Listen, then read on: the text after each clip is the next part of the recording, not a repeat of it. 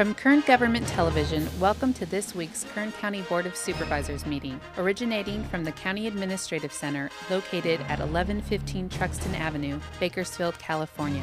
Kern County's vision is to create and maintain a customer-centered county government designed to garner the confidence, support, and trust of the people we serve. Today's Kern County Board of Supervisors meeting will convene momentarily. Good morning. Welcome to the Tuesday, August 14 meeting of the Kern County Board of Supervisors. The board will reconvene. Madam Clerk, would you please call the roll? Supervisor Gleason. Supervisor Scrivener. Here.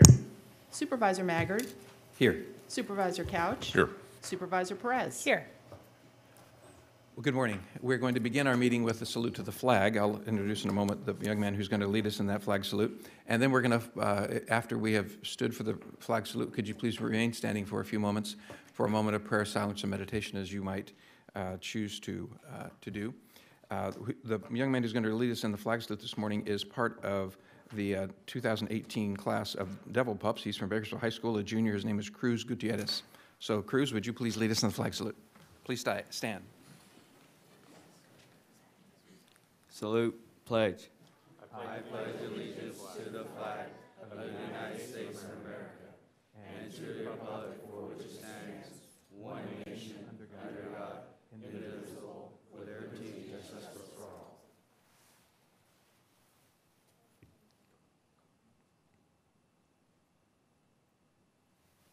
Thank you. Please be seated. Thank you, Cruz. Appreciate your help this morning. There are copies of the agendas at the back of the room. If you are interested in having one, you can go through our agenda with us if you'd like that way. We're going to deal with our consent agenda first. Consent items are considered to be routine by staff and are generally voted on all at once. So I'm going to go through what those consent items are. If you have a question about a consent item, I'll offer you an opportunity in a moment to ask your question, and then it'll be up to a member of the board as to whether or not the item is pulled from the consent calendar. So beginning on page 2, items 1, 2, and 3. On page 3, all the items 9 through 13. Item number 14 is not on consent, and then items 15, 16 at the bottom of the page. On page 4, all the items 17 through 25. On page 5, item 26, and then items 28 through 34. On page 6, all the items 35 through 42. On page 7, item 43, and then item 48 and 49. I need to tell you something about item number 49. There's a typo in a number in that paragraph. Item number 49 is a proposed easy for me to say. A proposed retroactive agreement, and the amount of the contract is supposed to be $810,476, not $820 as it's typed. So it's indicated twice there, $810,476. Then going on, items 50 and 51 are also on consent. Items on the next page, items 52 through 60, and on page 9, items 61 through 66. Do any members of the public have any questions about any of the items that are on consent? Don't see anyone. Colleagues, do you have any questions or comments, or is there a motion to approve the consent calendar? So moved. Thank you. Second. We have a motion and a second. Please cast your votes. The motion is approved. 4 ayes, 1 absent. Supervisor Gleason. Thank you. We have 2 presentations to make this morning. The first is a proclamation proclaiming September 3 through 7 as Workforce Development Appreciation Week in Kern County. Supervisor Scrivener will make this proclamation for us. It's item number 4. Thank you, Mr. Chairman. Motion on proclamation. Thank you. Is there a second? Second. Thank you. Please cast your votes. The motion is approved. 4 ayes, 1 absent. Supervisor Gleason.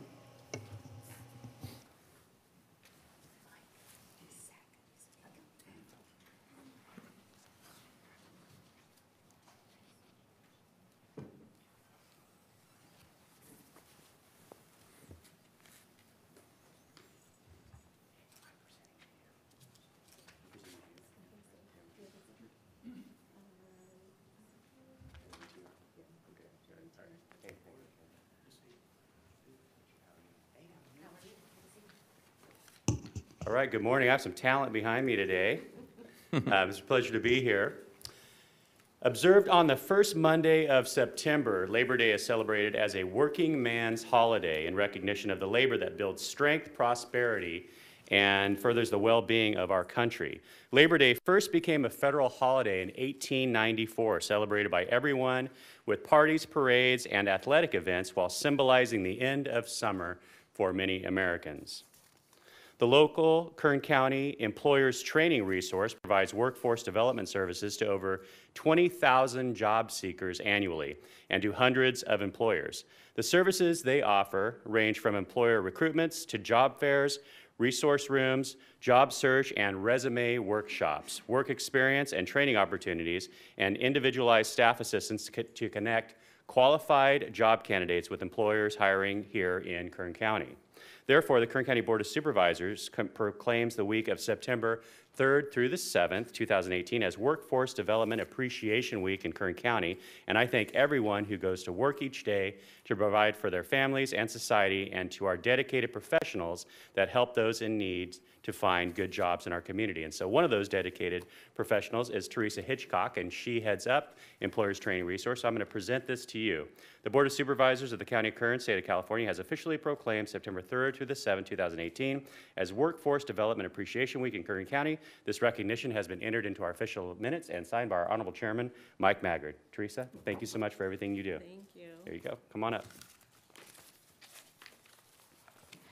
Good morning, Chairman, members of the board. This presentation is somewhat timely in view of the fact that we had our first homelessness discussion in the board chambers yesterday, and that joblessness happens to be the third leading cause of homelessness. And so workforce development is very important to providing access to jobs and opportunities for everyone in our community.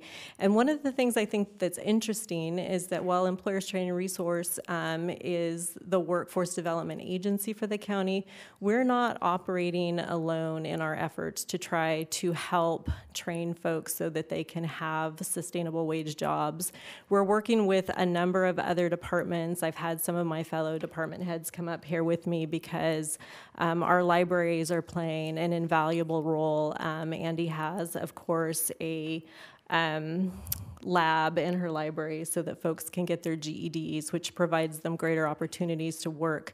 We're also opening up our EPIC Center in the library, and Andy's been very supportive of that, in addition to the hundreds of programs that she runs on her own to try to give folks access to workforce preparation. And Richard has his Kern Economic Development Foundation. They're running a symposium to give kids access to STEM education and career opportunities so that our kids understand what's out there for them in these careers where they can really have a fantastic opportunity for their future.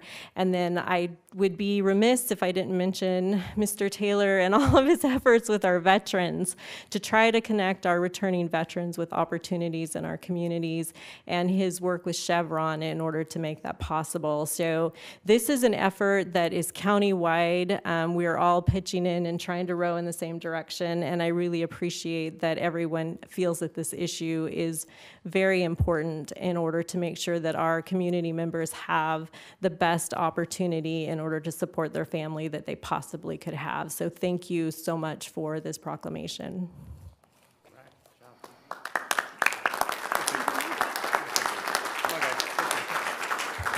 Supervisor Perez would like to say something as you're gathering for your photo there. Thank you, Chairman. I would like just briefly to acknowledge Mr. Turnipseed, who's in the back of the room, who many occasions has come to me and said, let's talk workforce quality. And it isn't always the most exciting topic, right, Teresa? It's one in which we sometimes have to drag folks along to understand the significance and importance of it. But I appreciate so many people in this community. As you know, Sonia Christian at BC, many Brian Schaefer at the high school district are really invested in doing this right and doing it better than we've ever done it before. So Mr. Chapman, a longtime supporter of this issue and this idea as a way to improve our economic vitality and improve the lot of our families that we love so much. So Mr. Turnipseed, thank you. And to this cadre, Dick, love what you're doing. Hats off to Chevron. They've really stepped up with our veterans, as they should, as we all should. So really, big thanks to you guys.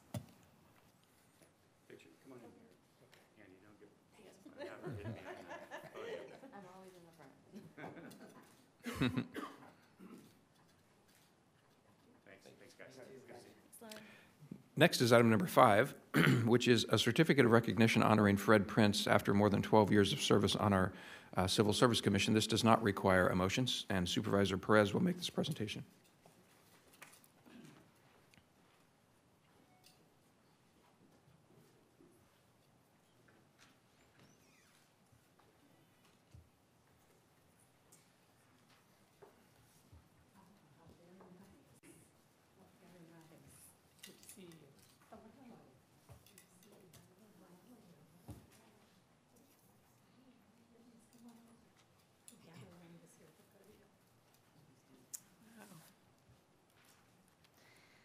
Mr. Prince can attest that I have attempted to avoid this day for as long as is reasonably possible. As you know, putting off the emails and the ideas of a new search. And it is really a great honor of mine personally to present this certificate of recognition. It is a small token, but it is deeply heartfelt from a gentleman, a public servant in this community who answered the call to be a civil service commissioner, and to do that for more than a decade is a remarkable and unlikely commitment that these days, as you know, longevity in an institution is rare and hard to come by. As we know, our society changes and shifts. The Fred Princes of the world become rarer and rarer. This gentleman and his family represent the absolute best of Kern County. And I say that wholeheartedly and with deep admiration and respect for their longtime service to this community, their devotion, their graciousness and class in so doing. Mr. Prince, and there'll be some folks here who can add to his long repertoire of tools, services, and ideas. Has been a respected businessman in this community for some time, and hailing from a respected, dignified, and glorious family, as you see today. He is, in addition, a teacher of business at our own CSUB School of Business. He shares his wealth of knowledge, experience, and love for this community to the upcoming generation of leaders. And for that, I am deeply grateful. I stand with pride alongside Mr. Prince and his family today, and delighted that you get an opportunity to see him, to thank him, and to hear from him as well. So with great heartfelt respect and love, we present this certificate to you for the remarkable human being that you are, and all that other good stuff you do too. That's nice too. But fundamentally for the kind of human being you are, which of course is a product of many, many influences. So with all my love and respect, sir. Thank you, sir. The floor is yours. Thank you, Supervisor Perez. Good morning, Fred. Congratulations on your time of service to us. We're very, very grateful for that, and I have a lot of admiration for you and your family. Good morning. Thank you very much, Mr. Chairman. Good morning, other supervisors as well. I had to almost look around the room and see who you're actually talking about this morning. Wow, thank you very much. That was a great way to present me in regards to this presentation this morning. Well, I won't take up too much time, but there are a few people that I have to thank as well. I have with me this morning my wife, Stephanie, my sister, Cecilia, who actually is a 30-year employee of the County of Kern in Public Works Department. My mother-in-law visiting from Columbus, Ohio, Ms. Harris. I have our Secretary of the Commission, Maria. Two of my fellow commissioners as well, Jeremy Price and then Joy Rose, who have been a great support with me in everything that I've been able to learn and appreciate in regards to being a member of the Civil Service Commission. As Commissioner Perez, Supervisor Perez indicated, Michael Rubio was my he appointed me. So that's how far we go back in regards to how long I've been on the Civil Service Commission. That's when Kay Madden was the actual personnel department. I've been able to sojourn under Mr. Mark Quinn and Jeannie as well. But I've had some great commissioners who came before me, who I learned a lot from. And today I also wanted to recognize them because they helped me in regards to my learning curve, and that would be Mr. Commissioner Gary Johnson and Commissioner Jackie Parlay. These were two great individuals as well who served a great purpose and did a great job for us as a community. One of the things I will say before I sit down is the fact that it's been a great opportunity and pleasure to be able to serve the county of Kern. As with most commissions for the county, they meet once a month. There are times when our commission would actually meet 3 or 4 times a week, and our meeting hours are 5 to 8 p.m. in the evenings. So there were times when we would meet weeks at a time every evening here in the chambers. And so that was a little sacrifice. And that was a time when I had 2 young boys growing up as well. And so publicly, I would like to thank my wife, Stephanie, for enduring and bearing and understanding why I was gone away from home so many times at night from 5 to 8. And I truly was here at my meetings, so that was a great thing.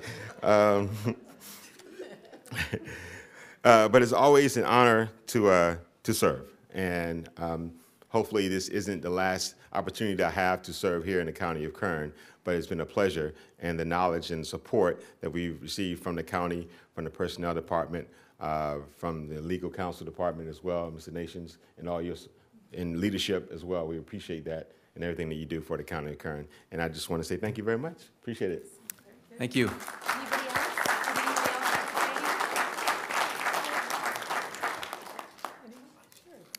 May you enjoy many more dinners at home.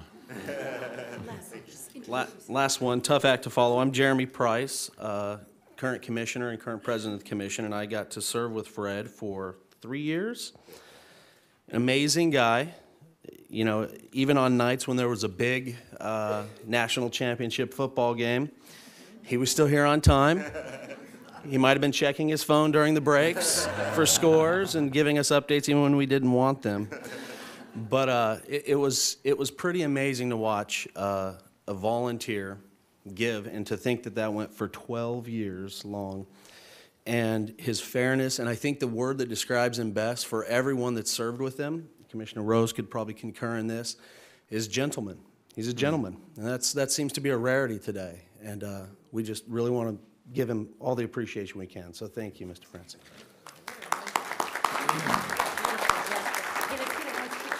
I'll get these over to you, okay? Come on over. How nice.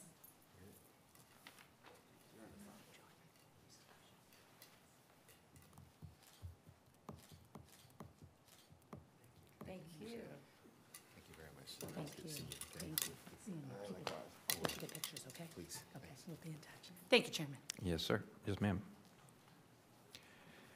Okay, next we're going to have a report from Dick Taylor, who is the Liaison Representative of Devil Pups Youth Program of America.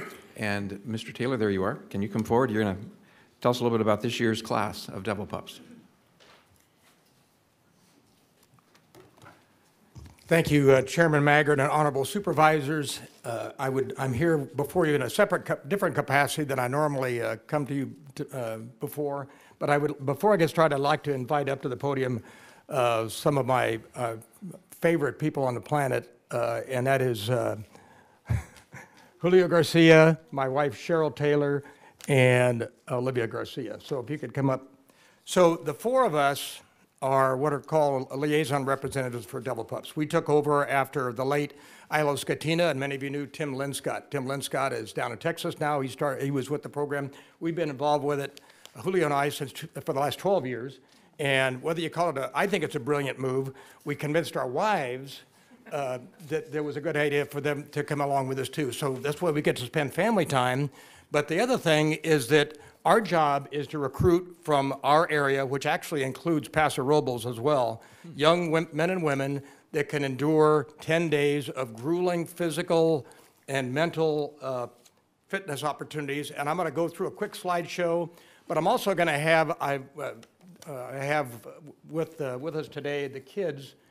There's a total of 29 kids. Not all the 29 are here today. Some are getting ready for school tomorrow, or some are just have other obligations. So as I call their names, I'm going to have them come up, and these graduated on July 28th at Marine Corps Base Camp Pendleton. So just a few weeks ago, they were standing tall down at the School of Infantry parade deck, just 2 days after climbing the grueling Old Smoky Mountain, where they each got a challenge coin at the culmination of that. So as I call your name, you can come up, and if I miss anybody, I guess I'll notice that they're still sitting down. So as I call your name, if you could just form up behind us right here, facing this way, and stand at parade rest. So there's, and I know some of these I'm going to call their name even though they're not here because I want to get their name recognized. Eileen Baza, Melanie Flores, Alyssa Pimentel, Alexis Sazo, Alexandra Bravo, Jacob Guillen, Cruz Gutierrez, Marcus Jimenez, Nick Kellett, Elliot Kep. You didn't think I saw you come in, but I saw you.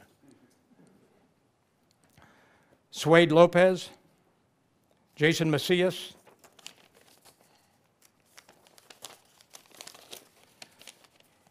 Luis Renaga, Nicholas Romero, and Jacob West.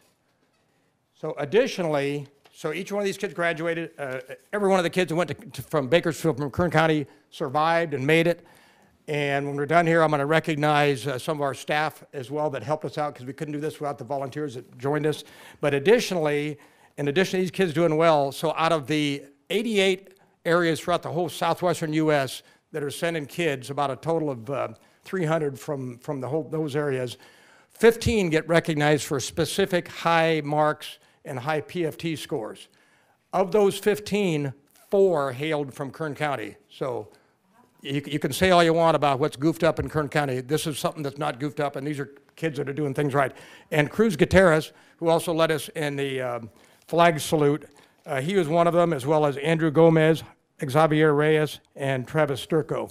So Cruz scored a perfect 400, so he did 20 pull-ups, he did 80 sit-ups in 2 minutes, ran under a 6-minute mile, and what's the other, push-ups, did 60-plus push-ups.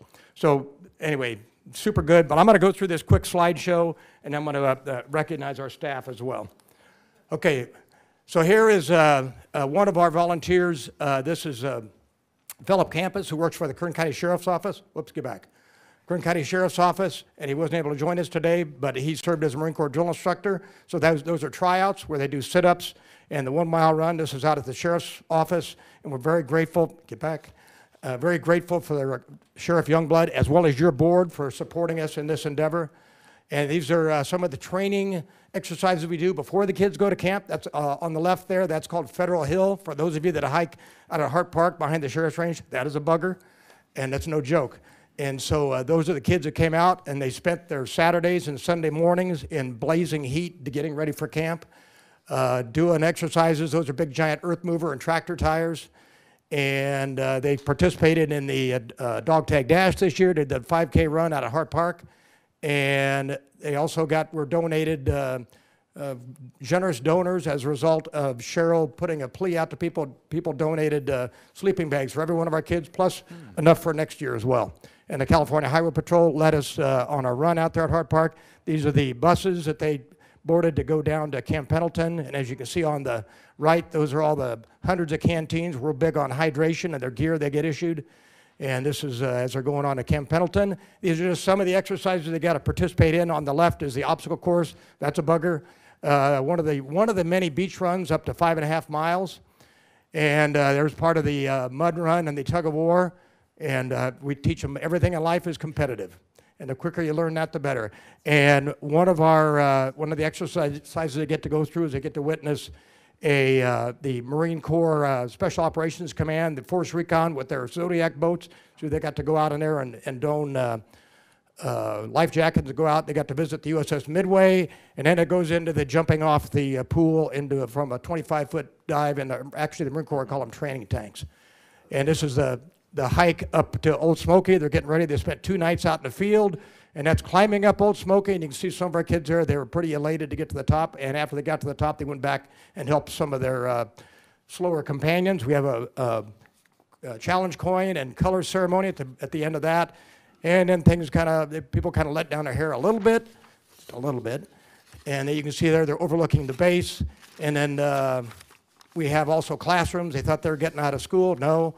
We have classes on role model speakers that come to talk to the kids that have gone through, some of them used to go through, have gone through double pups, are now flown with the Blue Angels as part of their team, and then they have an impressive graduation that culminated on the 28th of July down at Camp Pendleton, and we had a nice representation of people from Kern County.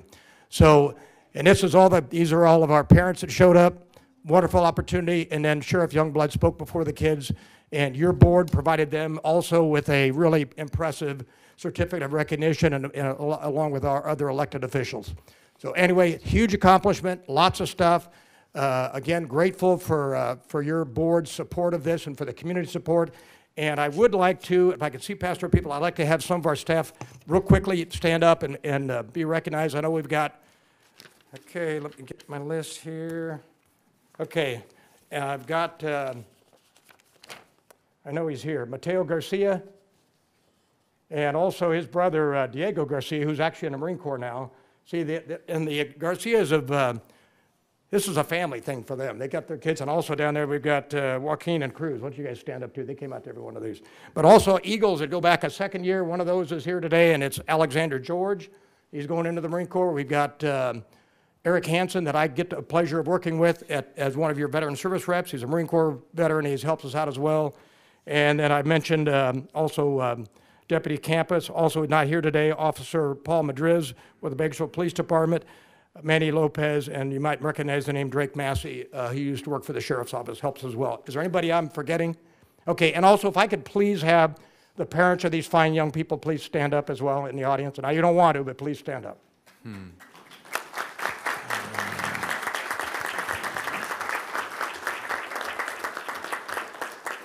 So thank you, board members. Thank you for helping us out with this endeavor. Thank you, parents, for raising kids and what's part of right with America. And these are kids that are going places someday. And just about the time we think that we're done for as far as a nation, we have a group of these kids like this, and they're from all over our county too. So they're not just any one district, but they did a phenomenal job. And I'm grateful for the help of my fellow liaison reps. And again, thank you for the time and for the recognition. Well, congratulations to you young people. We're very, very proud of you. And parents, we want you to know we join you in being proud of them. And we hope and admire hope that all your dreams come true and admire your dedication to make that happen. So you guys keep chasing it, and congratulations. Thanks, Okay. Dick. Thank you again. Oh, yeah. Chairman, can I ask a quick question? Supervisor Perez wants to say something, Dick. Dick, do you have is this a nonprofit? I'd like to personally support this group. If it's a nonprofit, it would be a lot easier, but how can others support what you're doing? Yeah, the answer to Supervisor Perez, the answer is yes. We have a nonprofit, it's called Patriots of Kern, that we're part of the Dog Tag Dash, and that's how we've raised money. It's a 501c3. People can reach out to patriotsofkern@gmail.com. They can also call our phone number at 661-376-0271. Fantastic. I'd love for one or more of these pups to come in and meet with me and make a pitch for money, because I'd like to support what you're doing. Well, we're very grateful for that. We'd be happy to do that. Okay. Thank you. I look forward to seeing you. Thank All you, right. Chairman. Thanks again. So are we good with photos? We get everybody in? Okay, okay. All right, thank you again. Congratulations, you guys.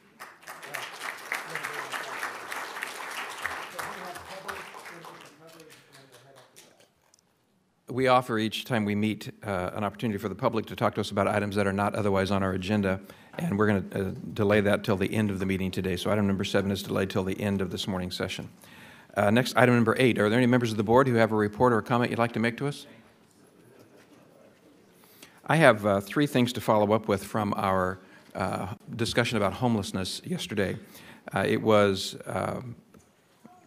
a long presentation from all of the different things that are being done in the background, but a necessary presentation to understand what all the moving parts were. So I want to congratulate staff for their help with all of that. I wanted to follow up with 3 things. I'm specifically interested in Mark Nations helping us define some legal parameters, and I've asked Matt Constantine to join us in this. The issue that I'm interested in pursuing is, where are the legal limits on when we can exercise our police powers when the homelessness encampments, things like that, become a threat to public health? We heard testimony yesterday from folks telling us, for example, that parks are unusable, needles in the sand, and all kinds of contaminants on the toys and equipment. So, Mark, could you help us with some definition of what is legal, what is not legal, what latitude do we have in doing something about that? Of course. Okay, thank you very much, and I'm sure Matt Constantine can help you with that. There was an interesting point made to us by, I don't have my notes here to tell you what her name was at the moment, but the lady who rose to speak to us about she couldn't afford the necessary, the cost to put down first and last month's rent to get out of homelessness. And I was touched by her. She was the lady whose house had been burned, part of it had been burned, and she was looking for a new place. She was living in her car. I'd like us to follow up with the Housing Authority about are there opportunities like that, particularly when somebody's had something like a fire, you know, some circumstance in life has been thrust upon them, that we might be able to help them with vouchers or some resource for that purpose. And the third one was, there was a lady who came in, she didn't give us her name, and I forgot to ask for her name, but she came and she was, had recently been released from jail, and she explained that she had reached out a number of times while she was in jail, looking for kind of what the next step would be. I'd like to come to an understanding of what our process is as inmates are approaching their release date, and what preparation is there for them as they are going to exit the jail. And also I'm interested in what we do with the people that are being dropped off out of jail. There are impacts in neighborhoods. So I'd like us to coordinate some kind of a, yeah. The lady is here in the audience, and I think she's going to speak under public comment. She indicated that yesterday. So we'll get your name at the end of the time this morning. But I thought that was a compelling issue that we could follow up and see if we could help people with. So I'd like to have staff help me on those 3 referrals if they could this morning. Thank you. Anybody else? Supervisor Perez? Thank you. Just wanted to announce that on September 12th, we're going to have another county blood drive here. We'll be giving out a fair pass for entrance and a fair pass for parking. So that's a $20 value, which last year was a big, I think, appreciation from folks giving blood. So if you are interested and compelled, and I hope you are, we'll be taking signups here in the next few weeks. We'll get an email out to the county family, and we'll have it right here, very convenient. We'll have some snacks and whatnot, but we will be giving out a fair pass for entrance and for parking. So please consider it September 12th. It's just under a month away. So thank you. Thank you, Chairman. Thank you. Okay, next, the first item that is not on consent this morning is item number 14. It is an audit report of compliance and internal controls for Behavioral Health and Recovery Services Department. Mary Bedard and Tony Jones. Mary Bedard is our County Auditor Controller, and she's joined by Tony Jones, who, Tony, I'm sorry, I can't remember your official title, but you run the audit division, is that correct? Audit Chief. Thank you, Tony. Ms. Bedard.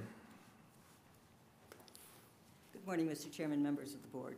This audit this morning of the Behavioral Health and Recovery Services, our internal audit division had 3 findings and recommendations and concluded that while the management of behavioral health has satisfactorily established and maintained an effective process for governance and risk in the areas examined, their internal control process related to assets and accounts receivable was not satisfactory. Tony Jones, our internal audit division chief, will elaborate on the deficiencies in internal control. Mr. Jones, good morning. Good morning, Mr. Chairman, members of the board. There are several internal control deficiencies that we identified during our audit procedures that caused a pervasive, significant internal Tony, can you pull the microphone a little bit closer to you? Thank you. Caused a significant internal control deficiency regarding the department's capital asset control process. Our recommendation is that the department have its purchasing and ITS staff attend the regular county training provided by the Audit Controller Office to increase communication between the department's divisions to determine proper capitalization and to develop a process to track their assets and inventory items, noting the vendor name and/or the invoice number. Additionally, there were 2 internal control deficiencies that we identified during our audit procedures regarding the department's accounts receivable control process. We recommend to the department to develop and implement controls and procedures to assure that billing is promptly and accurately processed, age receivable balances are reviewed by management, and write-offs of receivables are formally approved by the Board of Supervisors. The department has concurred with our recommendations, and this concludes my presentation. I'm available for any questions.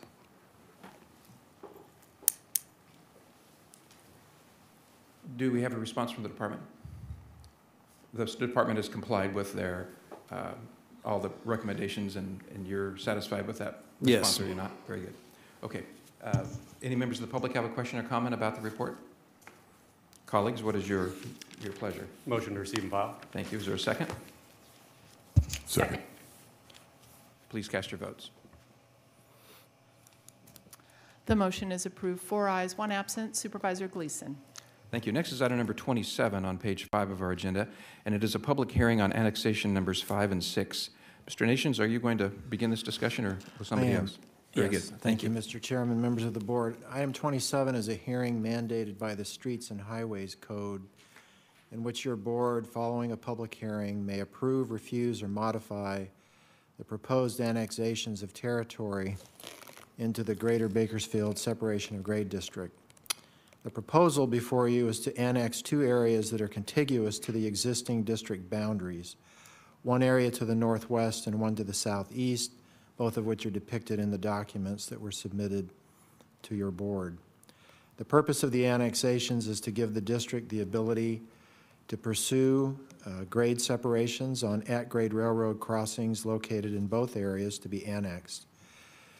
And grade separations have a well-established track record of safety benefits. These annexations were approved by LAFCO on January 17th, and so the next step in this process is this hearing. The annexations are exempt from review under the California Environmental Quality Act, since there is no change in the environment that will result from them. I believe representatives of the district are present in the audience. Should you have any questions of them, or if they care to make a presentation, our recommendation is for you to open the hearing, receive public comment, close the hearing, and then make the necessary findings that are included in the proposed resolution and adopt the resolution.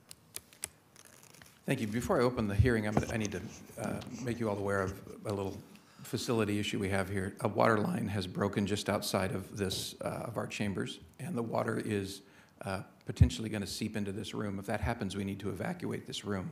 So nobody's in any danger. We don't have to rush out of here right now. But I'd like us to expedite as quickly as possible what we're going to do so that we can manage that issue while we're going forward, okay? Drain the swamp, okay. Okay, then we're going to open the public hearing regarding item number 27. Are there any members of the public that want to make comment to us this morning about item number 27? I don't see anybody rising to make any comments, so we'll return to the board for comment and action. Is there a motion to proceed with the recommended action? I'll move staff's recommendation. Thank you. Is there a second? Sorry, second. Thank you. Please cast your votes. The motion is approved, 4 ayes, 1 absent. Supervisor Gleason. Thank you. Next is item number 44 on page 7, and it is an appeal by Joshua Adelpour to contest a decision about an assessment of a $250 fine. We're joined by Matt Constantine. I've never seen you move that fast, Matt.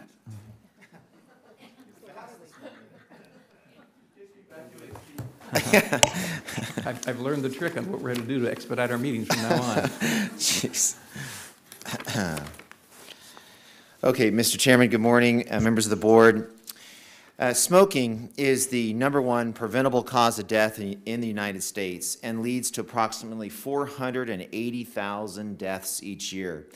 Smoking significantly increases the risk for development of heart disease, stroke, and cancers. Kern County ranks 3rd highest out of California counties in deaths due to heart disease. More than 80% of the adult smokers begin smoking before the age of 18, and the tobacco industry continues to strongly market to our children with sweet-flavored cigars and electronic smoking devices.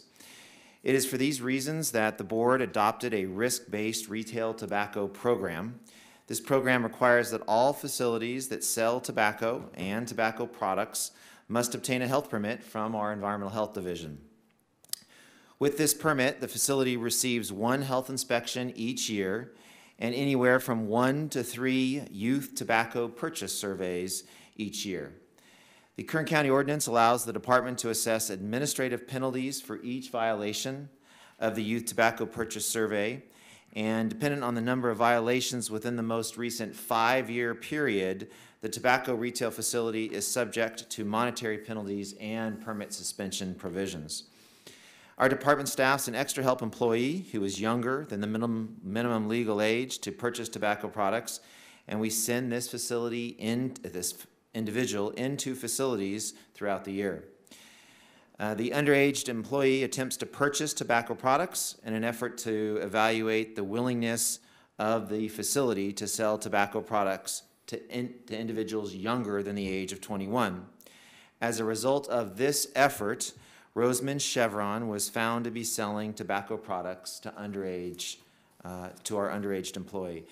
With that, I'm going to ask Bryn Kerrigan to proceed along what action we have taken since that sale occurred. Good morning. Ms. Kerrigan. Kern County Ordinance Code Section 8.60.100 establishes the penalty for violation of the tobacco retailer's permit. Pursuant to the ordinance, a facility responsible for the first violation within a 5-year period shall be assessed a monetary penalty of $250. The ordinance provides the opportunity for the facility owner to contest this penalty to the department and the opportunity to contest the department's final decision to your board. The department heard Mr. Adelpour's request to contest the decision to impose the monetary penalty. However, the department upheld the decision. The item before your board today is Mr. Adelpour's request to contest the department's final decision to uphold the assessment of the monetary penalty. The details of the sale and subsequent chain of events are as follows. On March 1st, 2018, a clerk of Rosamond Chevron sold tobacco products to a Kern County Public Health Services employee that was under the legal minimum age of 21 years old, participating in our youth tobacco decoy program. The clerk did ask to see the employee's ID and asked the employee how old he was, however, continued to sell him tobacco products. On March 23rd, 2018, a notice of violation for the sale of tobacco products to our underage decoy was sent to the facility and a $250 penalty was assessed. On March 31st, 2018, Mr. Adelpour called Kern County Public Health and spoke to the program technician assigned to the tobacco program. During this phone conversation, Mr. Adelpour indicated that he did have camera footage of the sale, but couldn't confirm whether or not the correct age and birth date from the identification provided by the underage decoy was entered into the system by the clerk. Mr. Adelpour also indicated during the telephone conversation that it was not store policy to provide a receipt for the purchases made. And furthermore, Mr. Adelpour also acknowledged that he did, in fact, have an employee named Valentine that worked for the store. On April 3rd, 2018, Mr. Adelpour issued a letter requesting a formal appeal. In this letter, he indicates that the date of birth was misinputted. He continues to state that this type of mistake is not within the legislative intent of the ordinance. On April 11th, 2018, I called Mr. Adelpour to schedule an appeal hearing that he requested within his April 3rd, 2018 letter. A typical appeal hearing is held as an in-person meeting at the department to discuss the violation and as an opportunity for the facility representative to present any written or documentary evidence to contest the decision. Mr. Adelpour indicated that he did not want to meet for an in-person appeal hearing at the department and that he wanted his letter to serve as the appeal. On June 25th, 2018, a notice of decision was issued to Rosamond Petroleum Corporation upholding the administrative penalty.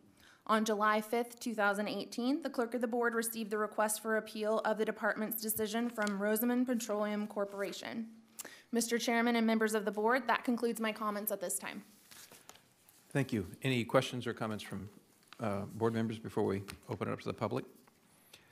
Thank you. Then let's open the hearing to hear any testimony regarding the appeal of this assessment. Is anyone here that would like to speak to us this morning regarding this item? I don't see anyone, so we're going to return to the board. Members, what is your pleasure? Motion on staff's recommendation to deny the appeal. I'll make a second, Chairman, and thank you guys for your work and keeping these folks accountable. Appreciate it. Very good. Please cast your votes. The motion is approved, 4 ayes, 1 absent. Supervisor Gleason. Thank you. A little update on our morning news here. It appears that the water has been contained. As you decide to exit this room, we don't need to exit immediately or anything like that now. Looks like it's going to be fine. But when you exit, please exit on the west door here, on the south side of our room that we're in here. Exit on that door, and then you can make your way out of the building that way, because the area just outside the left door, the east door, still has a bunch of water there. So thank you to our staff for taking such good care of that, and to our outstanding sheriff's deputy for making me aware of it as it was going on. Okay, next is item number 45. This is an appeal by Dae Kwon Kim regarding a similar but distinctly different penalty. Mr. Constantine. Mr. Chairman, Oh, as sorry. you just indicated. Sorry, Bren. As you just indicated, this item is similar to the previous item your board just heard, as it is an appeal of the decision to assess an administrative penalty due to the sale of tobacco products to our underage decoy. However, this item does differ as it is the third violation or the third time Smokehouse has been caught selling tobacco products to our underage decoy within the most recent 5-year period. Kern County Ordinance Code Section 8.60.100 establishes the penalty for violation of the tobacco retailer's permit.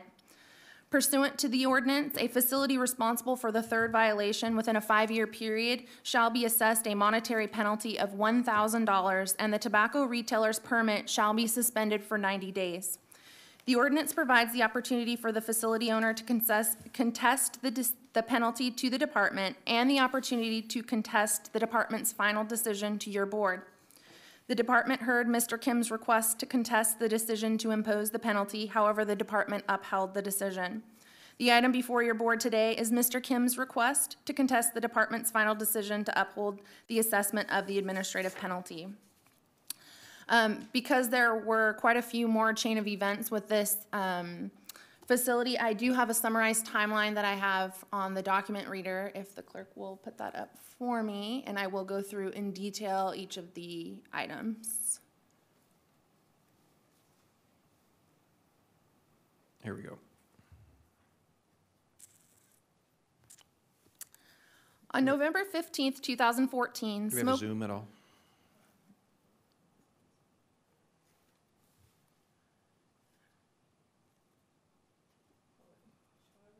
There we go. Very good. Thank you. On November 15th, 2014, Smokehouse sold tobacco products to an individual that was 16 years old and participating in our youth tobacco decoy program. The clerk did not ask to see the individual's identification, nor did the clerk ask how old the decoy was prior to selling the tobacco products. The notice of violation for this offense was issued to Mr. Kim on November 17th, 2014, and the $250 penalty was subsequently paid on November 24th, 2014. On January 23rd, 2016, Smokehouse sold tobacco products to an individual that was 16 years old and participating in our youth tobacco decoy program. The clerk did ask to see the individual's identification, however, briefly glanced at the identification and then sold the tobacco products. The notice of violation for this offense was issued to Mr. Kim on February 12, 2016, proposing to suspend the tobacco retailer permit for Smokehouse for 30 days and to impose a $500 penalty. Mr. Kim requested to appeal this action. On February 29, 2016, Mr. Kim's appeal was heard by the department. During this hearing, Mr. Kim acknowledged that his clerk did sell tobacco products to our decoy. He also indicated that he purchased an age-verifying scanner for his clerks to use when selling tobacco products to alleviate any confusion for the clerks while manually calculating ages using the date of birth on the actual driver's license. So I apologize for the quality of this picture, but this is the scanning system that Mr. Kim did purchase back in 2016, as well as he put into place some policies where his staff would use this scanning system for identification for individuals that come in to purchase tobacco products.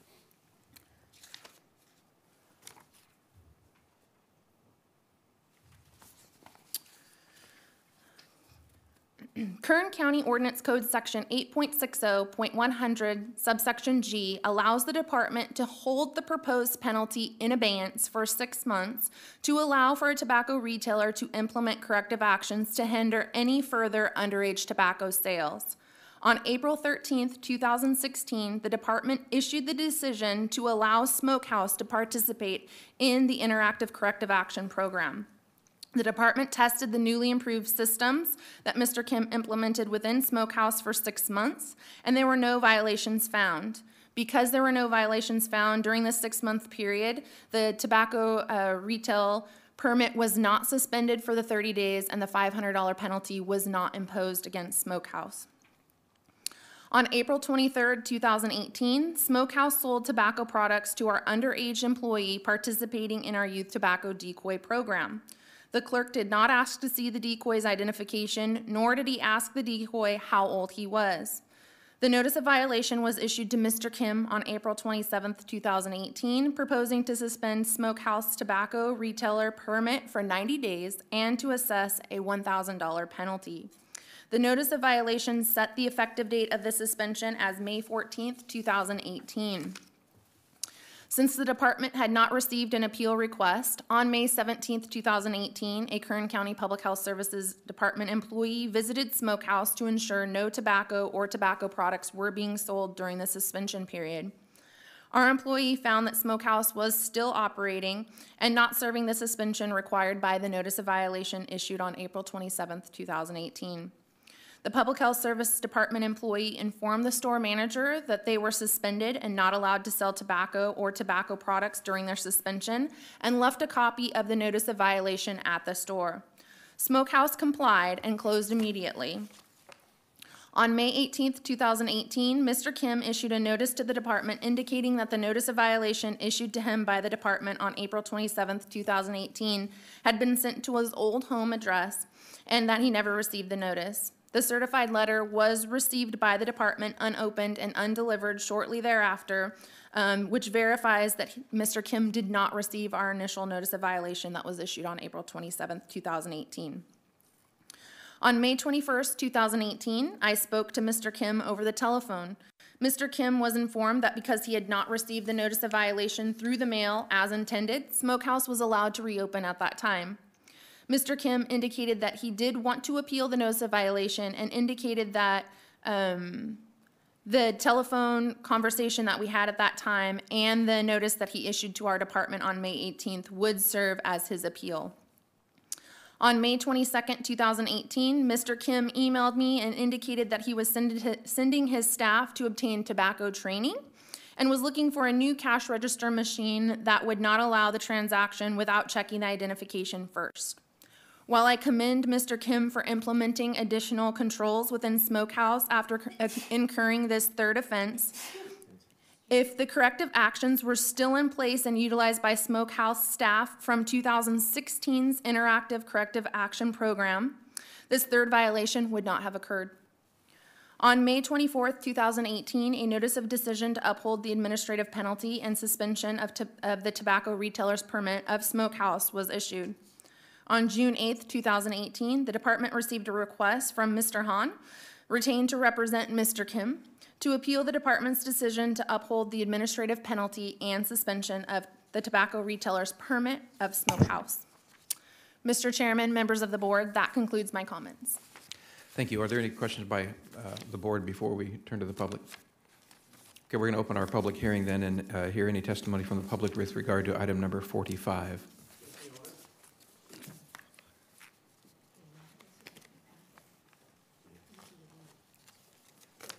Good morning, sir. Can you please give us your name for the record and proceed? Good morning, Your Honor and Honorable Supervisors. My name is Kenneth Han, on behalf of Mr. Kim and the two gentlemen, Mr. Shu, he's a store manager, and Mr. Harris is the clerk who is allegedly sold the, oh yes, sorry. I truly respect the Health Department, what they have done to crack down the illegal sales of tobacco products to the underages. And I saw the statistics because the Kern County ordinance is tougher than California and twice tougher than federal standard. And I believe their rate of cracking down and the minor decoys decreased from 15%, I think, less than 2% in the year of 2018. And I'm sorry that I have to become a devil's advocate in this case, but what I would like to point out are three aspects. As the screen shows that Mr. Kim was not notified of any violation by the employees. The first time he was advised was on May 18, 2018, by the inspector checking on the smokehouse to shut down the business. They immediately complied. I think before that, all the employees, and including Mr. Kim, they have tried, they exercise the best efforts to prevent any illegal sales to the underage people. And especially Mr. Schwell, he's the store manager. His wife is a school teacher at Wallace School. So he is committed to protect the minors, to get underage people away from tobacco products. But the issue is Mr. Kim have taken the steps, to the compliance steps and the commitment to comply with the Kern County ordinance. But because of the timeline, he was told about the violation and notice of violation dated April 27, 2018. He found out May 18. And as Ms. Kerrigan pointed out, he telephonically raised the appeal. But however, he was not given an opportunity to show how sincerely he took the steps, increased the step to compliance, and the commitment to protect the minors. That's why we get all the documents together. I believe each supervisor has the briefs in front of you. And if you look at page 4 and paragraph 19. Exhibit? No, his briefing, page 4. Page 4, okay. And exhibit 19. And that is as further protective and preventative measures he took. He took those various kinds of procedures and measures not to violate again. The average transaction per day now with smokehouse is around 200 to 250 transactions. If you calculate it, it's over 750,000 transactions. If any one of them make one simple mistake, then it's going to be violation. No matter how small it is, I agree, that violation is violation. But the point I'm trying to point out here is the 90-day suspension is a bread and butter for them. Whether it is fair, then I checked the Kern County code, whether there is any standard or the basis of the suspension. It says third violation, 90-day suspension. But however, according to the federal case laws and the state case laws, their standard is on, if you look at paragraph 27 and 28, that is page 5 and 6, especially paragraph 28, in determining the duration of a no tobacco sale order. That's based on the federal court terminology.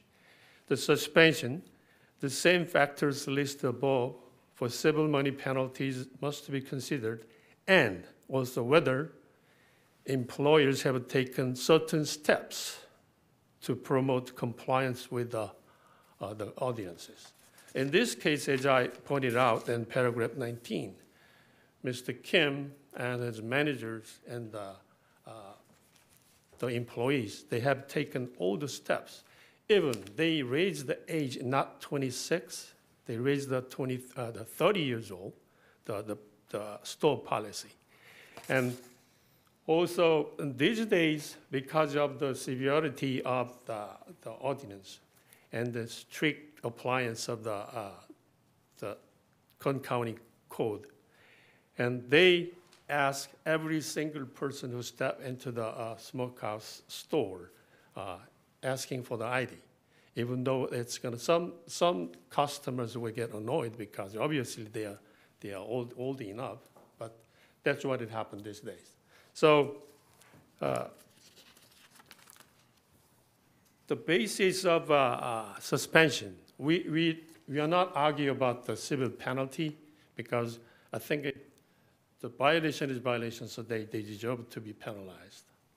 Here, we're trying to appeal to the board members as board of supervisors as because of the hardships and then consideration of their steps and preventative steps and compliance steps they took. And then the hardship is because there are 3 employees working in that store, Mr. Schuell and Mr. Harris, and there is a Miss Sellers. Miss Sellers is, I believe she's around late 50s? 39. Yeah, 39? 39. Okay. So Mr. Schuell, he'd never been cited. And Miss Sellers, another clerk, who's 39 years old, she worked in tobacco business. If you look at her declaration, in 20 years, she'd never been cited. Of course, Mr. Kim himself is not personally cited, but as an owner, he was cited 3 times. But considering all those facts, I would like to ask the Board of Supervisors that the 90-day suspension should be stayed and given under the opportunity of the voluntary 6-month program. That's what I would like to ask you. And if we ask you questions to the employees, then how strictly they comply with the company policies, you can find it out. Thank you, Mr. Hahn. Is that all the testimony you have at this point?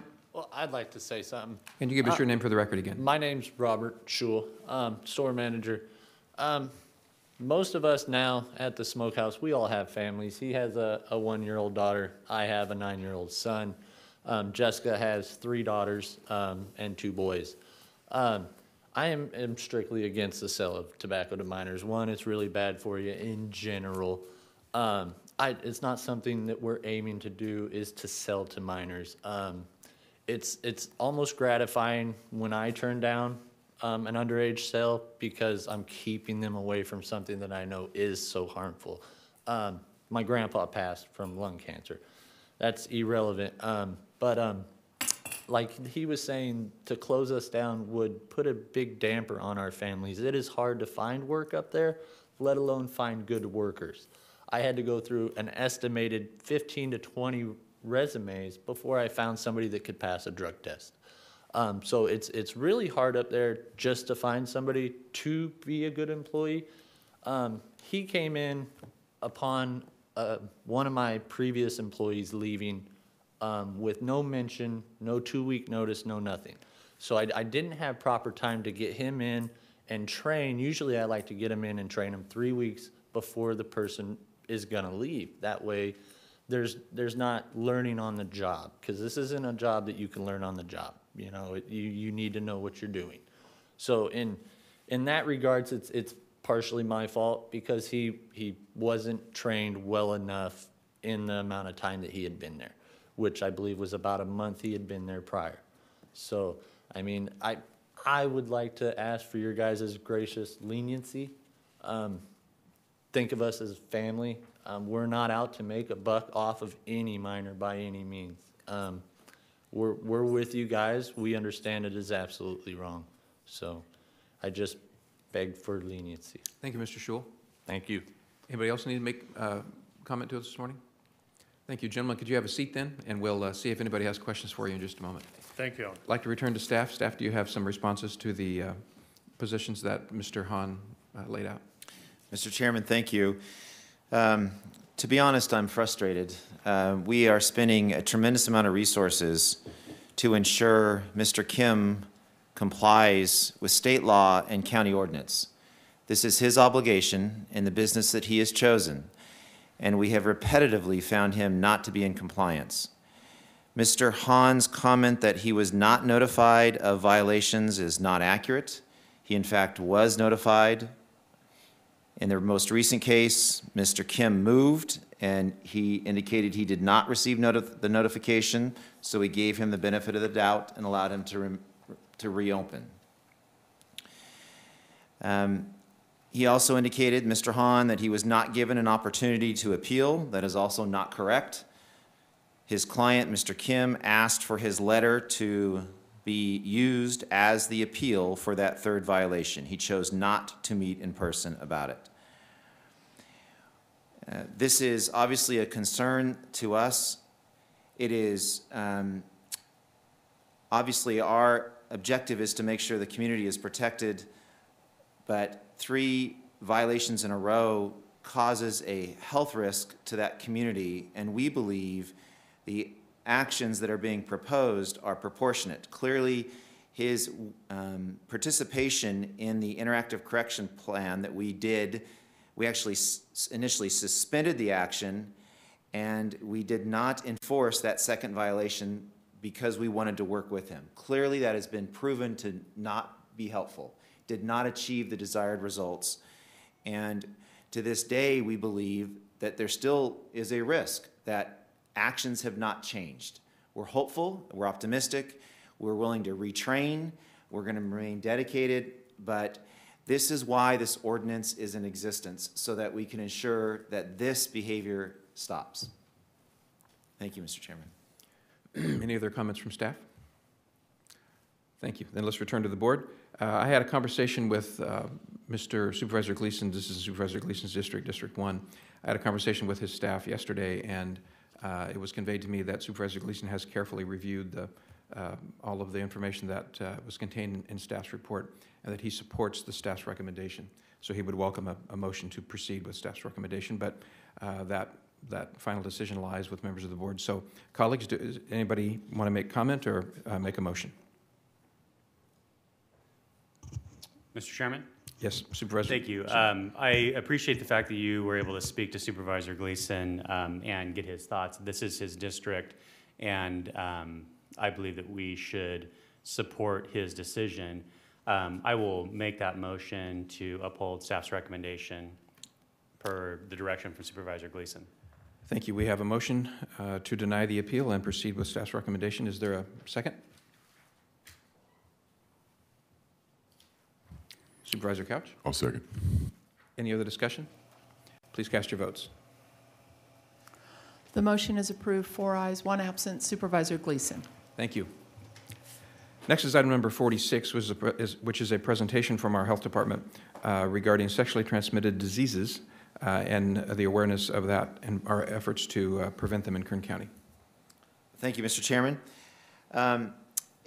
In response to some rather startling STD rates in Kern County, Public Health embarked on a long-term plan to address this issue with our department and our community. We realized that we must do more to address this escalating health crisis, and after numerous internal brainstorming sessions and visiting neighboring counties and meetings with the other Kern County organizations that are dedicated to improving the health of the community, we reviewed detailed data, we mapped it all out. After all that, we launched a multi-year action plan that began in January of 2016. In phase 1, this is a 3-phase project. In phase 1, it was launched January of 2016 and ran for 18 months, culminating in June of 17. And the intent of that phase 1 approach was to increase the awareness of the high rates of STDs in our community. This was a data-driven campaign, and out of that came the Know Your Risk theme that we developed. Clearly, what was driving a lot of our efforts was the congenital syphilis rate, which we called a silent killer, and this is syphilis that is transmitted to a newborn from a mother. To this date, we have had 13 deaths that were associated with congenital syphilis. Supervisor Perez was gracious enough to help us on that campaign. We developed a very interactive STD website. We created some fact-driven public service announcements. We became very active in social media with our infographics. We launched the STD Community Action Team, which was made up of a powerful group of what I call doers, those that actually get out in the community and make a difference. And again, the intent was to raise awareness on the rates, and we were successful. There was a lot of interest in this subject matter. Obviously, it was sensitive, but it needed to happen. We needed to have that discussion. Phase 2 was launched in June of 2017, and it has run for 12 months, and the purpose of that was to increase communication, for parents to talk, to children to talk, to families to talk, to churches, to community groups, to your ASO soccer coach. We wanted that communication to happen. Now that we know that there's a problem, we need to start talking about it. We put up a bunch of billboards about, I talked to my kids about sex and survived, trying to play off kind of a humorous angle. We partnered with all kinds of different groups, from schools to churches. And those two efforts were unprecedented. The state had never had a local health department work so closely with schools. And when we said, we want to start talking to churches, they said, nobody's done that, good luck. We asked for a model, and they said, there's not one that exists. So what Kern County is good at, we pulled the community together and said, I need help. I want churches to talk about sexually transmitted diseases. We rely on churches for our leadership, for our moral and ethical support, and there's nothing more closely associated than that. And they joined us. It's a risky endeavor. The Bridge Church jumped on with us and said, we understand the importance this has to our community. We partnered with the high school district. Kern High School District has been terrific. We've spoken to all of their health teachers, all of their counselors. The superintendent of schools, Cal State Bakersfield, Bakersfield College, from the administrators to the students have all participated and continue to participate. The Kern County Medical Society has been involved. We've gotten a group of people that are listening and want to make a change. We started talking about STD testing and the importance of being tested and how you can be tested and where you can be tested and what barriers are there for being tested. We've increased locations. We've actually then went and determined that even though we get an individual that will come in and get tested and treated, they may still be in contact and having sex with somebody that was infected. So the state has a unique program that allows us to provide medications to their partners. So they're able to take the medications home to their partners, which helps alleviate other barriers. Another area we saw that was needed was physicians and the increase in awareness of STDs in our community, how they can diagnose and how they can treat. So we came to the board and asked for us to spend some of public health money to create a symposium where we held at a hotel. We had 100 physicians come in, and we talked to them about how you can test and how you report sexually transmitted diseases. We partnered with Kaiser. Kaiser has an amazing educational foundation, and they put on, they call it a theater, but it's really a show for high schools. And it's an amazing theater, and Kaiser volunteered to have that group out of Los Angeles come into every high school in Kern County. And they're doing that at no cost to the high school district. It is a very powerful segment. It's technology driven, it's kind of pointed at times, it's humorous, but it gets the message across. And at the end of that, they remain available, the actors, who, although they appear like they're 17 or probably 35, and they hold a little impromptu meeting so that the kids can come up and ask them questions about STDs. We partnered with Sheriff Youngblood and the Lerdo Jail about putting up videos and PSAs within the jail about how to be tested and what to do. So we have now finished phase 2. It has been successful, and we are about to embark, actually beginning today, on phase 3, and Bryn's going to talk about phase 3. While we have accomplished so much through phase 1 and phase 2, as we expected, our awareness efforts have pushed for greater testing, which has led to even higher STD rates in Kern. In 2017, 6,864 new chlamydia cases were diagnosed. 2,265 new gonorrhea cases were diagnosed.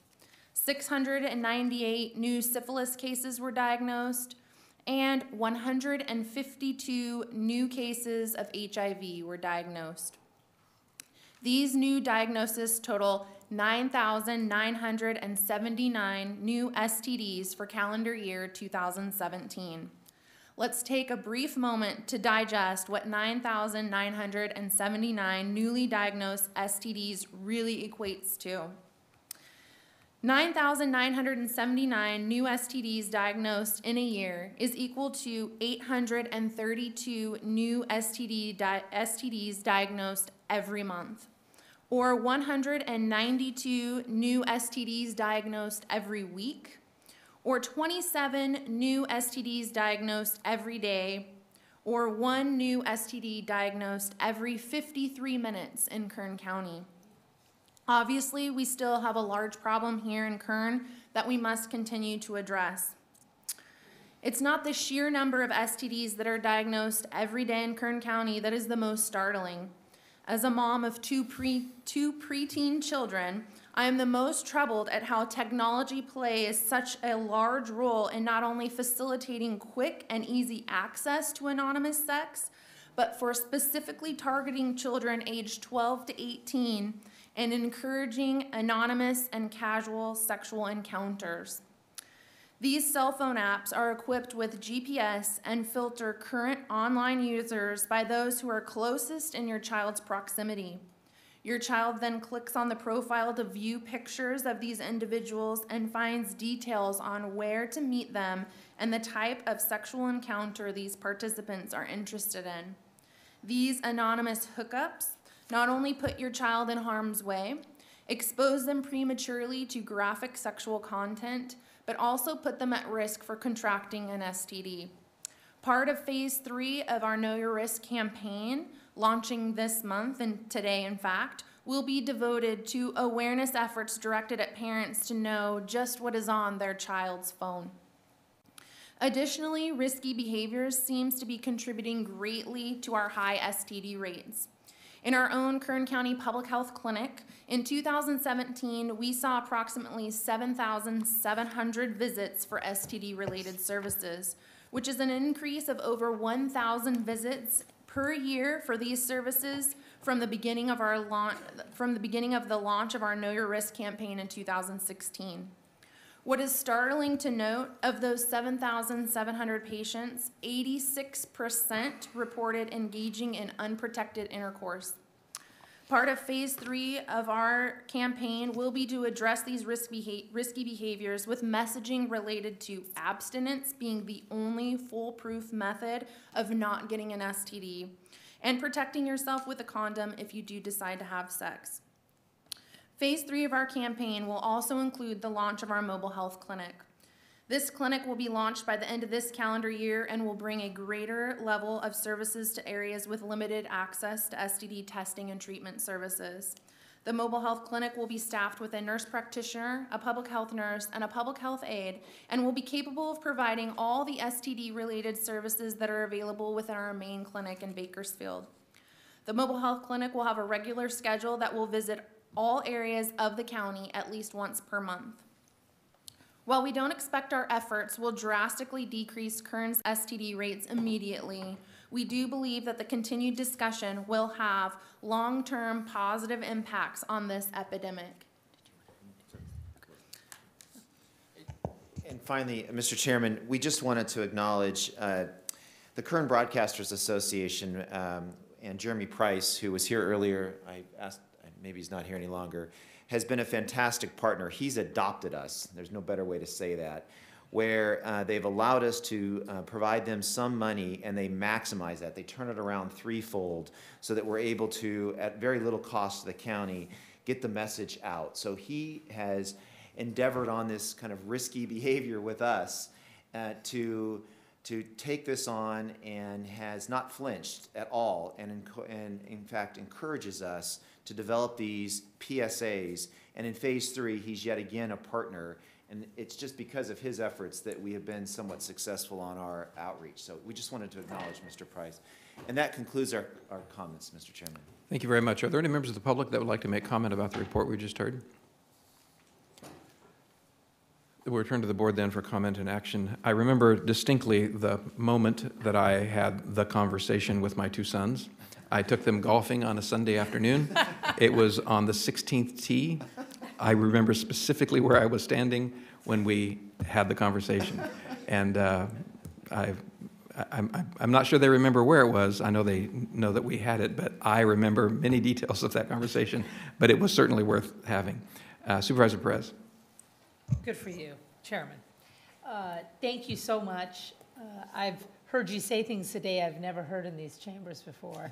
And I think that's exciting, and it is dutiful, and it is, I think, a new chapter in this subject. You guys in particular, continue to, I think, shock and awe us with your with one, the stark reality that we're living in, but also the proactive approach by which you say, well, this is our world, so let's act within it responsibly. So I am deeply appreciative of that and appreciate that we're talking openly about issues we know our kids can benefit from and can lead more productive lives if they're engaged sooner on issues that relate to their bodies and their health and their emotional and well-being as well. So thank you so much. I'm appreciative of it.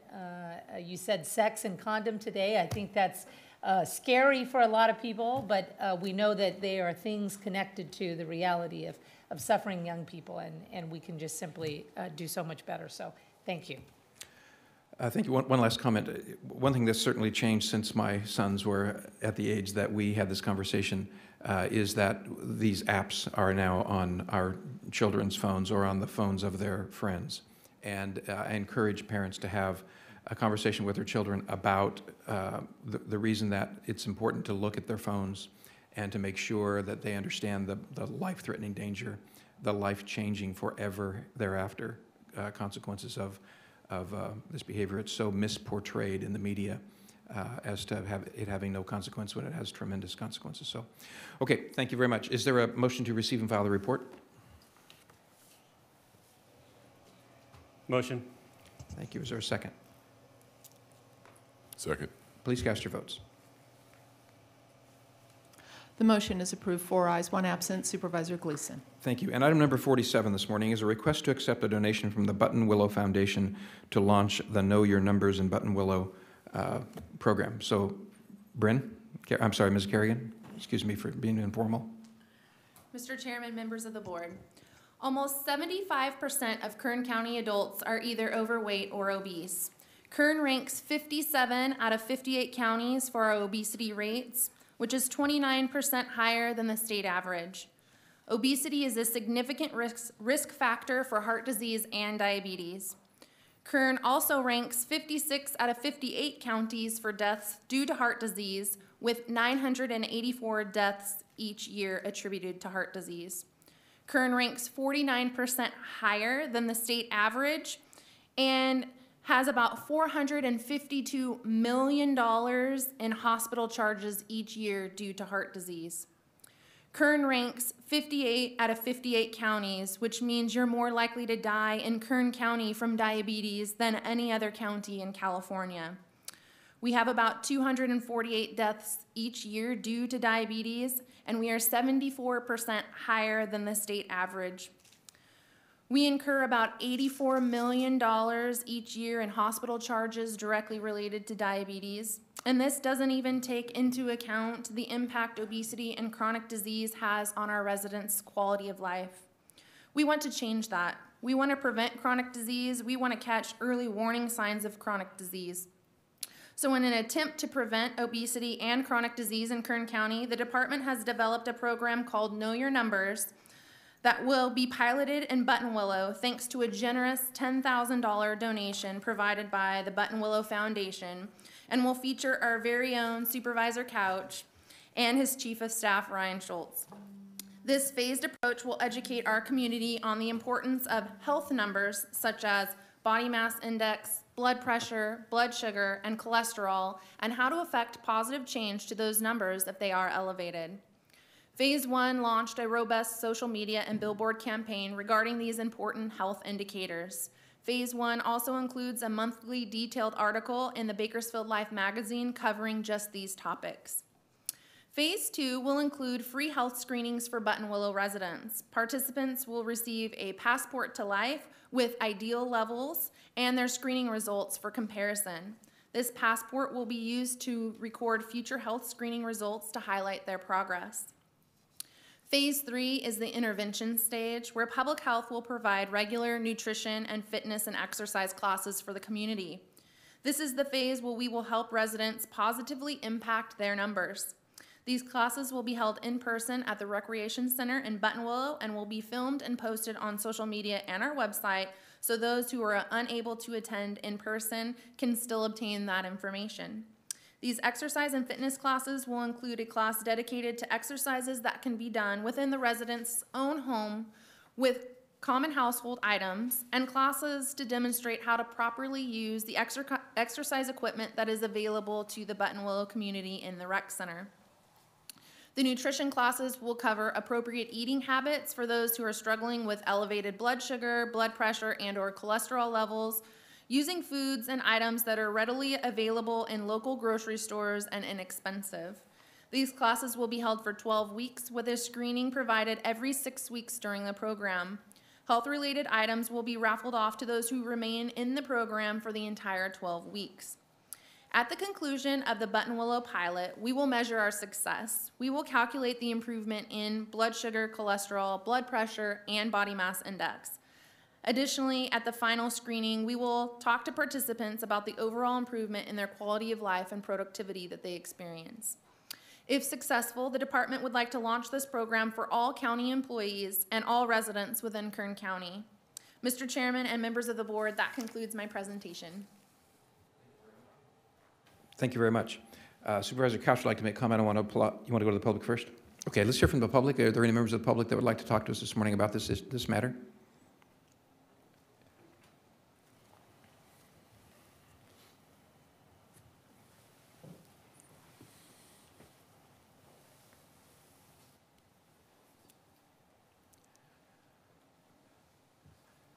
Good morning. Hi, good morning. So this is an opportunity to speak about the specific program. Yeah, I was listening. I know. Yeah. And then I'm Laura Hart, by the way. Thank you for your name. Okay. Laura Hart. H-A-R-T. Like it's a big deal. I just wanted to say, listening to this, you wanted to take this program out to the employees, let's say, of the Kern County government. I think I kind of prefaced, you may not have been here yesterday, but I prefaced that I have just recently been released from Laredo jail, and where I accumulated a public health hazard of my own. And I'm really struggling to understand how one might ruin one's health in jail and then purge them right out in the system, right back, here I am, the fish, right back into the pond, fat, lucky to be able to walk out of a single room for a year. But anyway, I wanted to say that maybe you ought to encompass the people in Laredo jail. I'm not talking just about the malignant dishes that were served and unworthy of anything trying to eat them, but I'm talking about the access of those that had a little extra cash. It's called commissary. Some of the most diabolical, your only option for a meal was top ramen. And that's all right, I guess. You can see how it worked out on me. I used to be lithe. In fact, when I arrived in jail a year before, I was stunningly at least 40 pounds and, tan and muscular from being chased around the city as a pedestrian hobo, but that's another story. But what I'm getting at is all of these things that you're doing is that nobody wants. I know I'm kind of bringing in my issues because they relate in a lot of areas. So thank you for allowing that. But I was just going to say, please, I think it's a good idea not to desecrate the body in jail and then throw it out and then have a program starting like this when you're actually poisoning people over there. You know what I'm saying? The access isn't there. I do not believe public health would be agreeable to not only the top ramen diet, but the high sugar. There's not even a low fat, a low sodium there, an option. There was one. And then they discontinued it. I started to like it a lot. I was like, well, maybe if I just eat popcorn. Yeah, it's pretty, and unfortunately within the confines, there's also, I noted that my appetite was so increased as when I was outside. I have, you know, I want a good quality food. I don't need a lot. But on the inside, you're eating for other reasons, you know, that you're not even sure because there's very little. But anyway, I just wanted to push that effort to get that in your mind because that's really all I'm trying to do. Anyway, thank you. Thank you, Ms. Hart. We'll look forward to hearing from you again in a few moments. All right. Any other members of the public wish to make comment this morning? Then let's return to the board. Supervisor Couch would like to make comment, and I want to applaud you for your leadership in helping to pilot this program out there in Buttonwillow. Well, I want to thank you, Mr. Chairman. I want to thank the board also because I think this really comes from a goal that we adopted a couple of years ago, which was to pick a health issue in Kern County, and your department chose diabetes, and this is our first effort to actually, in that vein, to go out and attack that. So I thank the board for supporting that. I thank your department for following through on that, and obviously thank the Buttonwillow Foundation. They do really, really good work in their community, and I'm thankful to have them in the 4th District. 12 weeks long, you're going to come back and give us the results, and hopefully we take this out to a broader audience. I know people have already heard about this, and so I think you're going to start to get inquiries about how do we get this in Delano? How do we do this in Lamont, Arvin? So when you hear about that, would you please, I'll either forward them to you or would you let me know if you heard directly. Thank you very, very much. It's my pleasure to make a motion to accept the donation. That's all you need, right? Thank you. Very good. We have a motion. Is there a second? Second. Please cast your votes. The motion is approved, 4 ayes, 1 absent. Supervisor Gleason. Very good. Thank you. Next, we're going to pick up the item that I deferred till the end of the meeting, and that is our opportunity for the public to talk to us about any matter that is not otherwise on our agenda this morning. I believe, Ms. Hart, you were interested in doing that, so please feel free to come forward, and we'd like to hear from you first. We allow 2 minutes for each person in this portion of our Okay, agenda. I'll do my best. I don't have it all together yet, but I want to start with Laredo. We may as well. I saw the grand jury report. I'm going to try to meet with them. I wrote some very specific responses to the report, but everything that I'm telling you is my report. These are things that happened, you know, on my level, on that level, and things that happened relate all the way back to law enforcement. It appears that I may as well start there between law enforcement and Laredo. As I think back on the year that I spent, I'm sure that you're all decent people. And I'm sure that once you hear what actually led there and what I saw, I think that you'll, on this level, this chain of command, want to open up to some of these issues, however we can do that. I have a couple of specific issues that I'll go with today due to the fact that they're somewhat emergent. I emerged on August 2nd. I was thrown out in paper clothes, but that really kind of corresponded how I got in there, thrown out in my underwear. My money, everything taken from me. And it was the middle of the night. I happened to be disabled. I'm actually pretty good about looking good during the day, but night is my kryptonite. I've tried very hard to impart that to law enforcement, but honestly, they're very filtered on what they want to hear. So anyway, I was dissed out into the community on August 17th, 2017. And I was here on a specific purpose to help my mom, who was dying, who, by the way, died a month later while I was in jail. And let me tell you how that works. You get handcuffed, thrown in a room, somebody tells you your parent's dead, and bam, you're back. Or if you get a little excited and show a little emotion, you end up in suicide watch, which is basically naked with a pad maybe a ½ an inch thick, and you're eating food with your fingers. Wow. It's diabolical. Anyway, at this point, there's a health and safety issue. I'm a woman, it's the middle of the night, I'm in my underwear, you've taken everything from me, and that's not a crime. That seems kind of criminal to me. I don't know about the rest of you. But anyway, I'd like to take up that issue. But you see, I didn't... Ms. Hart, I want to walk you through how you can interact with us.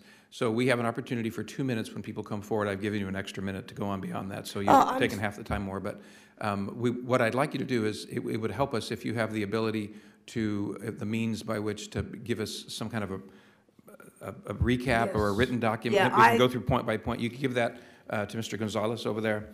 He will be happy to interface with you on that. Okay, Mr. Gonzalez, does he interface with LERDA or with law enforcement? The sheriff's department is run by the sheriff, by Sheriff Donnie Youngblood, not by the Board of Supervisors or by Mr. Gonzalez. But however, you've got to understand something. One of the interesting issues that I've encountered that I think is one of the most salient features of all of this is that nobody wanted to tell me the chain of command. And nobody, and even if they did, which included a judge, public defender, I wrote to Mick Gleason, I wrote to Gene Fuller, I wrote to the Bakersfield Californian, and it appears that it took over 2 years. Well, no, it's almost 4 years. And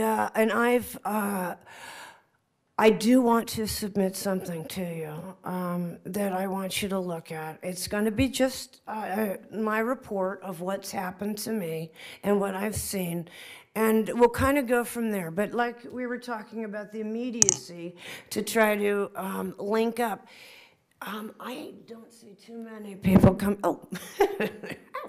coming out of Lerdo speaking here, but I will, and I think that you'll be very interested in it.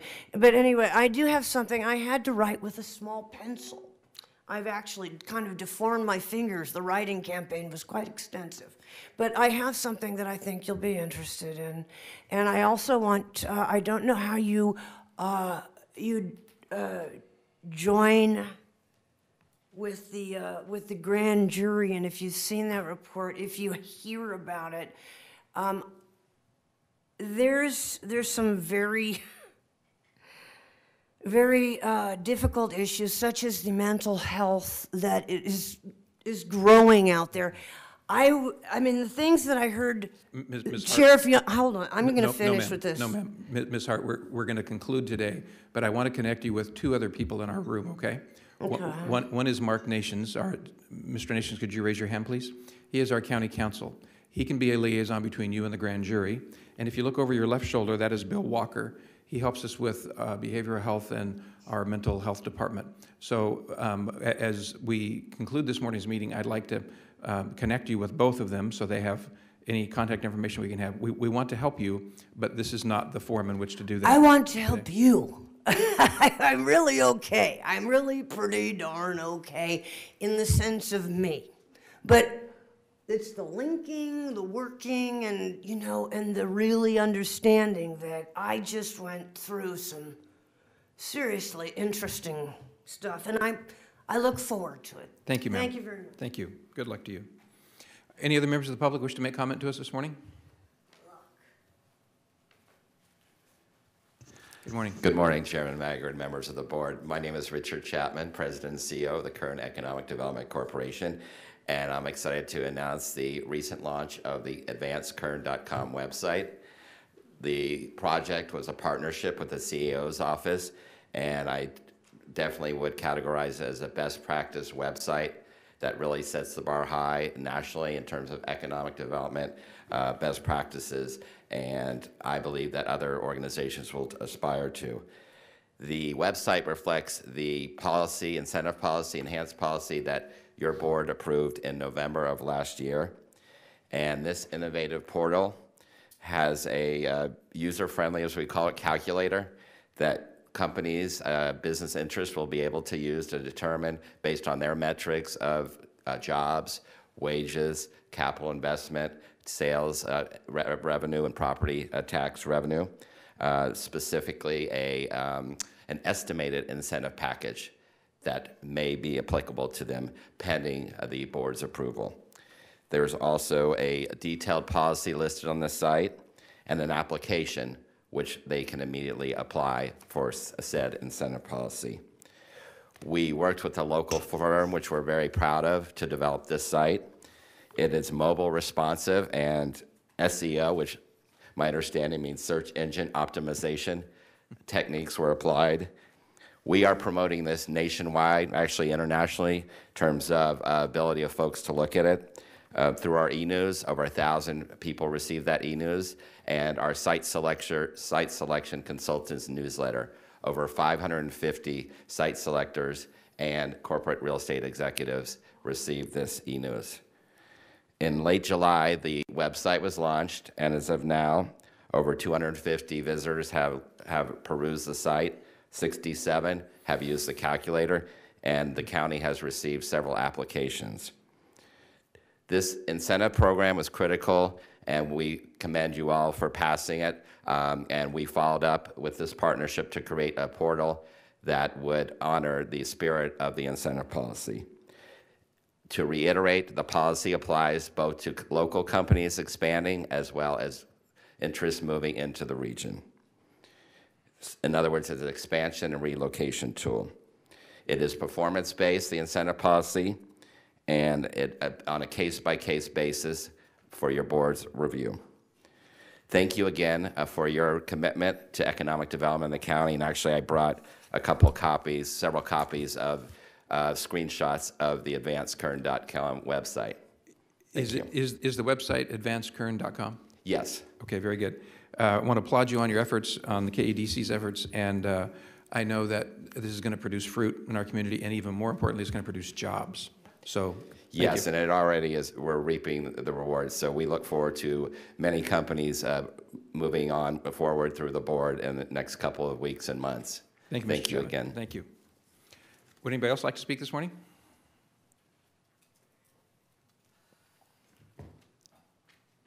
Please give us your name and proceed. Good morning. Good morning, Board. My name is Lisa Woods, Lisa-Woods. The last time I had come here, actually I think the time before, I came in with a plea for Oildale. And I don't know if you guys all remember that, but we had a lot of concerns in that area.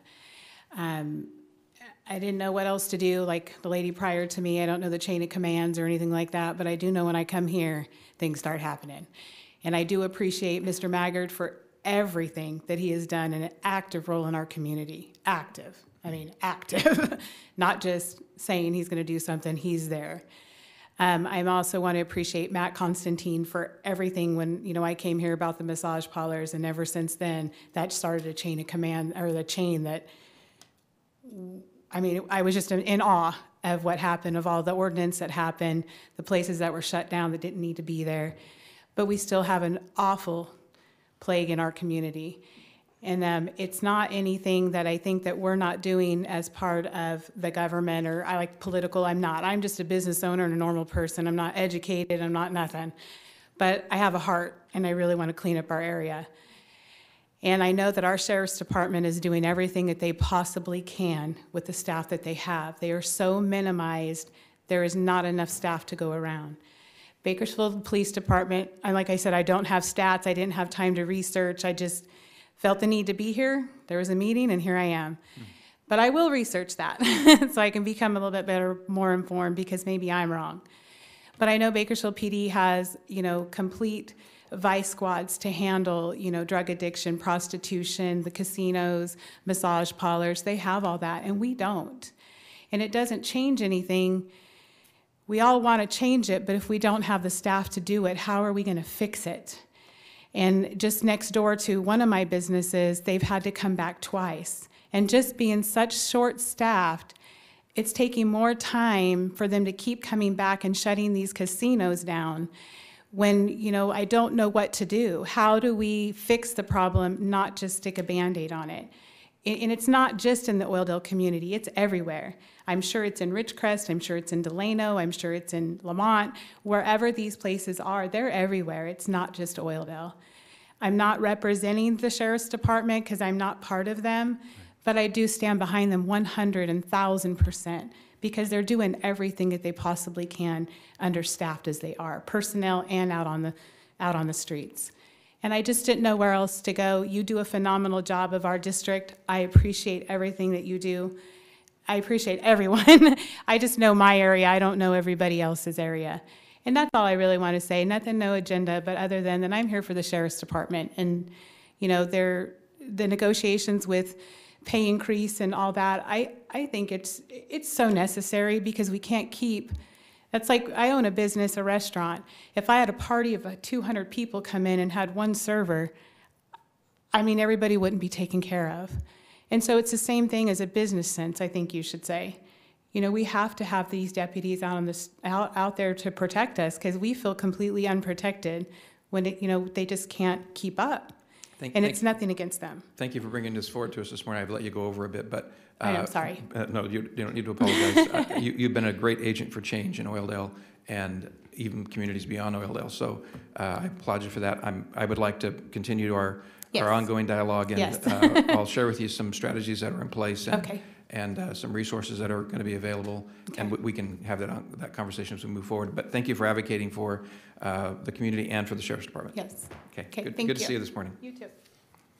Any other members of the public wish to make comment to us? Okay, we have some matters to take up in closed session. Is there a motion for us to adjourn to closed session? So moved. Thank you. Without objection, so ordered. We'll see you at 2 o'clock.